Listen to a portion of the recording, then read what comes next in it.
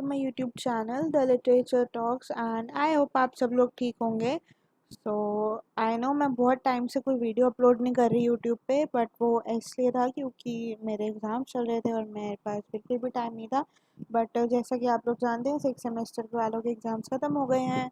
सो अब मेरा टाइम आप लोगों के लिए है, बहुत सारा टाइम है मेरे पास और वो टाइम मैं यूटिलाइज़ करूँगी आप लोगों की हेल्प करने के लिए। और वो हेल्प होगी आपको लिटरेचर पढ़ाना। तो आज का जो टॉपिक हम लोग करने जा रहे हैं वो है character sketch of the characters from the glass menagerie. और हम पहले ये नॉवल पढ़ चुके हैं, हम इसकी समरी पढ़ चुके हैं। अगर आपने इसकी समरी नहीं पढ़ी है तो आपको इसका लिंक ऊपर आई बटन में मिल जाएगा, वहाँ से जाके आप पहले इसकी समरी पढ़ लो, उसके बाद करेक्टर स्केच देख लेना। तो इस नॉवल में हमने 4 करेक्टर्स देखे थे, मेजर करेक्टर्स। एक था अमेंडा विंगफील्ड जो कि मदर थी, फिर उसकी बेटी थी लॉरा विंगफील्ड और उसका भाई यानी कि लॉरा का भाई और अमेंडा का बेटा टॉम विंगफील्ड, और एक जेंटलमैन कॉलर जो कि टॉम का कुलीग भी है और उसकी बहन लॉरा का स्कूल क्रश भी था, जिसका नाम था जिम ओ कॉनर। तो सबसे पहले हम बात करते हैं अमेंडा विंगफील्ड की।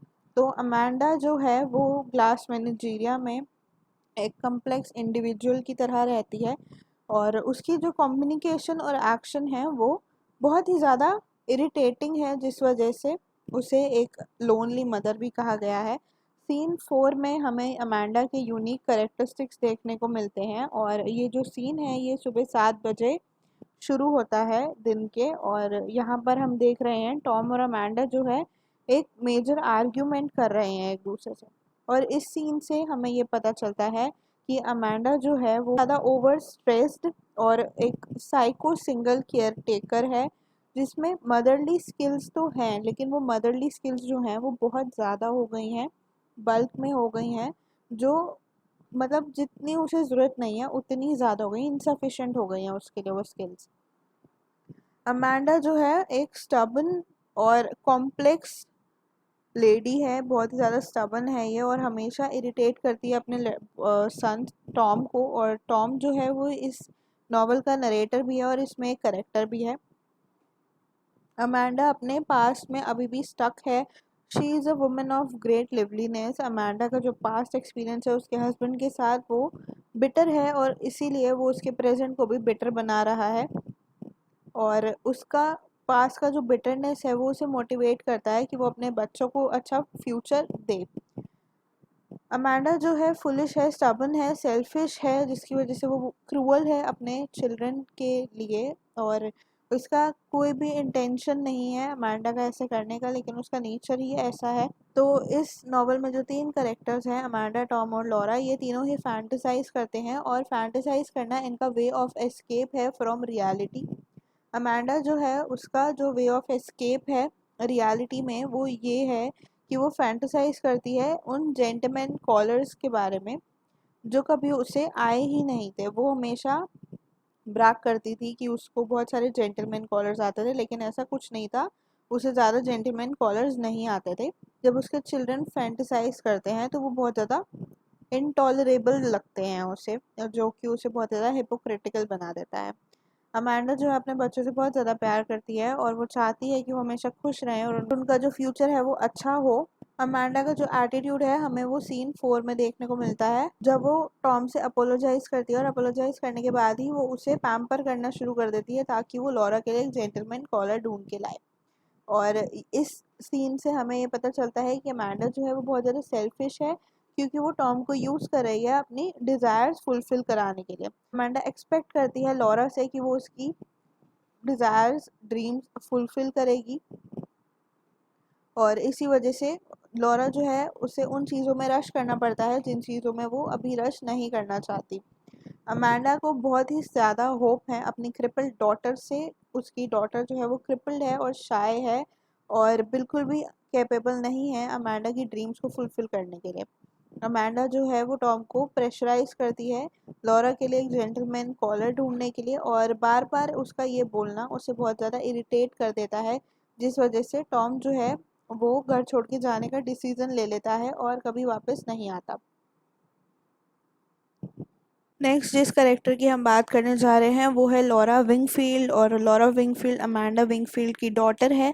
लॉरा जो है बहुत ही ज़्यादा शाय नेचर की है, उसका नेचर जो है चाइल्डिश है और वो उसके प्लेफुलनेस, इमेजिनेटिव और क्रिएटिविटी से दिखाई देता है। वो हमेशा अपने क्लास एनिमल्स के साथ खेलती रहती है और उन्हीं के साथ एंजॉय करती है, लेकिन वो कभी टाइपराइटर्स, ऑफिसेज, फ्लर्टेशन और स्ट्रेंजर्स के साथ कोप नहीं कर पाती। लॉरा को बहुत ही ज़्यादा जेंटली पोर्ट्रे किया गया है इस नॉवल में और उसे 20s की एज में दिखाया गया है। और लॉरा जो है वो अभी बिलीव करती है कि जो स्टार्स हैं वो सिर्फ एक 5 पॉइंटेड शेप है।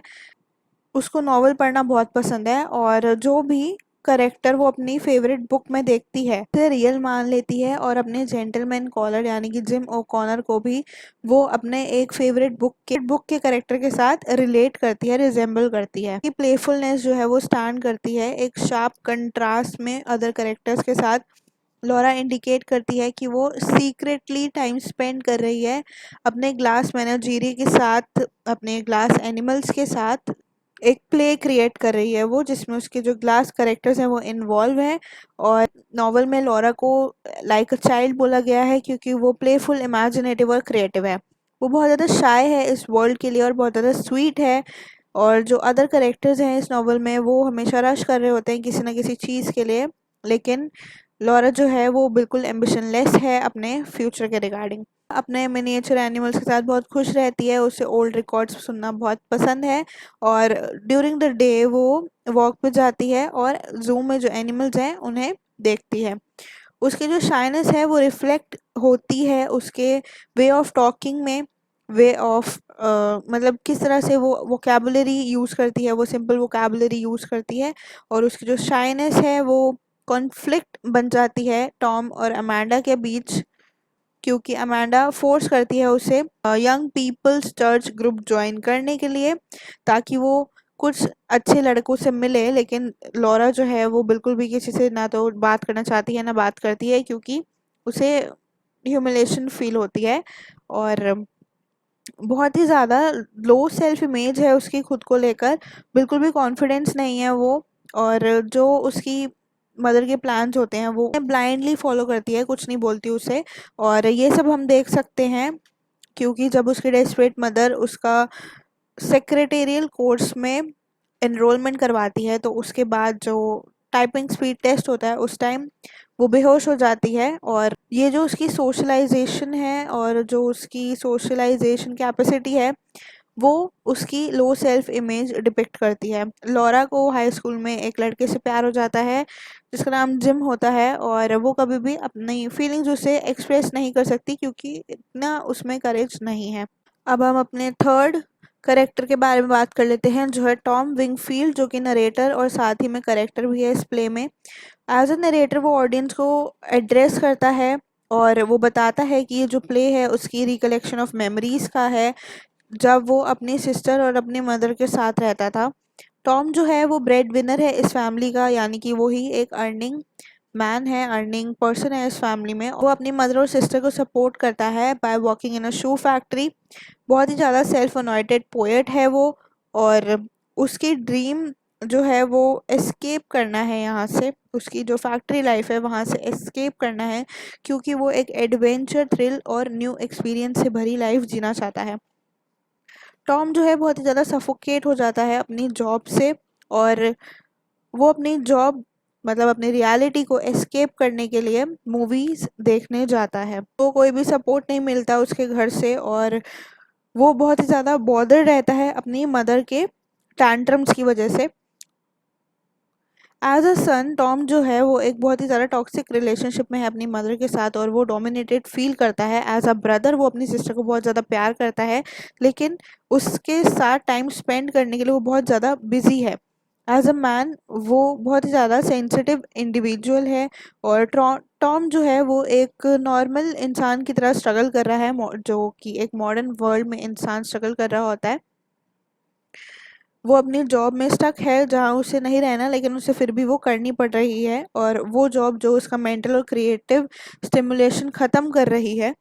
इस जॉब में उसकी आर्टिस्टिक एबिलिटीज़ और क्रिएटिव पोटेंशियल एबिलिटी जो है वो रियलाइज़ नहीं कर पा रहा उसका वर्क प्लेस, और वो ये जॉब स्विच भी नहीं कर सकता क्योंकि इकनॉमी ख़राब है, और वो ये जॉब क्विट भी नहीं कर सकता क्योंकि उसे अपनी फैमिली का ध्यान रखना है। टॉम का जो करेक्टर है हम उसे डायलेमा में देख सकते हैं। वो डायलेमा में है क्योंकि वो एक बेटर लाइफ जीना चाहता है और वो ये घर छोड़ के जाना चाहता है, लेकिन वो अपनी सिस्टर के लव और अटैचमेंट की वजह से वहाँ से उसे छोड़ के नहीं जाता। टॉम जो है वो अपनी बर्निंग डिज़ायर्स, जो उसकी फ्रीडम की डिज़ायर्स है, उसे कैसे सूट करता है, वो मूवीज़ देख के सूट करता है, ड्रिंकिंग करके, स्मोकिंग करके, क्योंकि इन कैरेक्टर्स की जो रियलिटी से एस्केप है, या तो वो फैंटेसाइजिंग है या वो टॉम के लिए मूवीज़ देखना है, क्योंकि शायद मूवी में उसे वो एडवेंचर, थ्रिल और न्यू एक्सपीरियंस मिलते हैं जो वो एक अपनी लाइफ में जीना चाहता है। और eight the end of the play हम देखते हैं कि टॉम जो है अपनी फैमिली को छोड़ के मर्चेंट मराइन ज्वाइन कर लेता है और ट्रैवल करता है, एडवेंचर करता है, लेकिन कहीं उसे हैप्पीनेस और पीस ऑफ माइंड नहीं मिलती। उसे हमेशा रिग्रेट और गिल्ट रहता है अपनी सिस्टर को छोड़ के आने का। टॉम का जो करेक्टर है वो at the end of the play plight में रहता है और हमें ये सोचने पे मजबूर कर देता है कि क्या हमें अपनी खुशी से ज़्यादा दूसरों की खुशी मायने रखनी चाहिए, या हमें अपनी खुशी के लिए हमें अपने लव्ड वंस को पीछे छोड़ के आ जाना चाहिए। अब हम अपने फोर्थ एंड लास्ट करेक्टर के बारे में बात करते हैं, जो है जिम ओकॉनर। जिम ओकॉनर जो है टॉम का कोलीग है वो शू फैक्ट्री में, और साथ ही में लॉरा का फर्स्ट जेंटलमैन कॉलर और उसका हाई स्कूल क्रश भी है। जिम का करेक्टर जो है वो कंट्रास्टिंग रहता है टॉम और लॉरा के अगेंस्ट, और ये एक अच्छा स्टूडेंट रह चुका है अपने हाई स्कूल में और बहुत ही ज़्यादा पॉपुलर था अपनी अचीवमेंट्स के लिए। इवन दो टॉम और ये सेम प्लेस पे काम करते हैं और ऑलमोस्ट सेम पोजीशन है, लेकिन ये जो है अपनी जॉब से परेशान नहीं है और इसको एस्केप की ज़रूरत नहीं है रियलिटी में से। इसका जो इसके बहुत सारे एम्बिशंस हैं और ये बिलीव करता है सेल्फ इम्प्रूवमेंट में। दिन में ये अपनी जॉब पे काम करता है और रात में ये स्टडी करता है radio energy and public speaking की, ताकि वो अपनी सोशल और इकोनॉमिक स्टेटस को इम्प्रूव कर सके। जिम का जो करेक्टर है प्ले में वो ऑर्डिनरी और नॉर्मल रिप्रेजेंट करता है। ये बहुत ज़्यादा एंथुसियास्टिक है, फ्रेंडली है और रियलिटी और सोसाइटी के साथ एंगेज्ड है, ऑप्टिमिस्ट है, और साथ ही में ये ही सिर्फ एक इंसान है प्ले में जो लॉरा की जो यूनिकनेस है उसके लिए अपनी वोकली फीलिंग्स एक्सप्रेस करता है। और लॉरा जैसे क्रिपल्ड है तो वो उसे समझाता है कि तुम्हारा डिफरेंट होना गलत नहीं है, बल्कि तुम इसे एज अ प्राउड लिया। और जिम की विजिट के बाद टॉम जो है वो फैमिली को छोड़ देता है डार्कनेस में, बहुत लिटरली एंड मेटाफिरिकली। और जिम जो है वो लॉरा के साथ फ्लर्ट करता है, उसे किस करता है डिस्पाइट ऑफ द फैक्ट कि वो एंगेज्ड है, जिस वजह से जो ऑडियंस है वो बहुत ही ज़्यादा कंफ्यूज रहती है उसके इंटेंशंस के बारे में। Okay, so that's all for today guys. I hope आपको वीडियो अच्छा लगा होगा एंड समझ आया होगा। Do subscribe my YouTube channel. मिलते हैं नेक्स्ट वीडियो में, तब तक के लिए बाय बाय।